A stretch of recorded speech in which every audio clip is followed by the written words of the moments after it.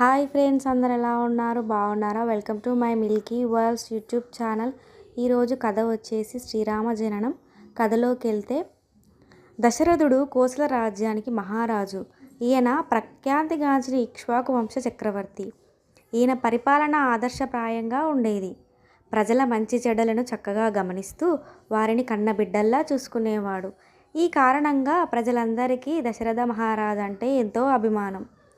ఆయన పాలనలో రాజ్యం అన్ని విధాల సుభిక్షంగా ఉన్నా ఆయనకు మాత్రం సంతాన భాగ్యం లేదనే లోటు ఉండేది.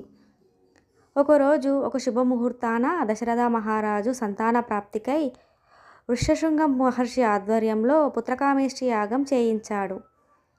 ఆ కాలంలో రావణుడనే క్రూరుడనే రాక్షసుడు ఉండేవాడు. అతడు బ్రహ్మదేవుడి వరప్రసాదంతో విర్రవీగి దేవతలను ఋషులను నానా హింసలు పెడుతుండేవాడు.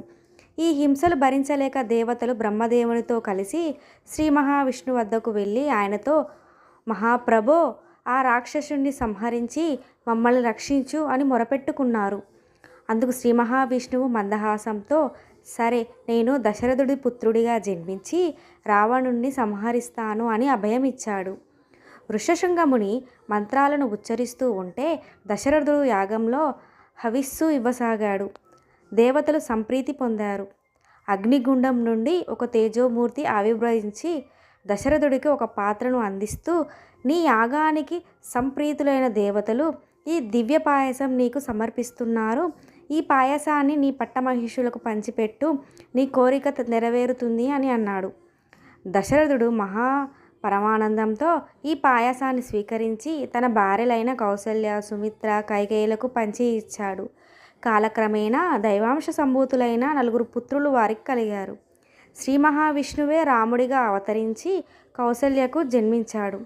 ఆదిశేషుడు లక్ష్మణుడిగా సుమిత్రకు జన్మించాడు. భరతుడికి కైకేయి తల్లి అయింది. సుమిత్రకు శత్రుఘ్నుడు 2వ కుమారుడు. శ్రీరాముడు జన్మించిన ఆ రోజును శ్రీరామనవమి అనే పండుగ దినంగా ప్రజలు నేటికి వేడుకతో జరుపుకుంటున్నారు. ఈ స్టోరీ మీకు నచ్చితే like, share, subscribe friends. Bye bye.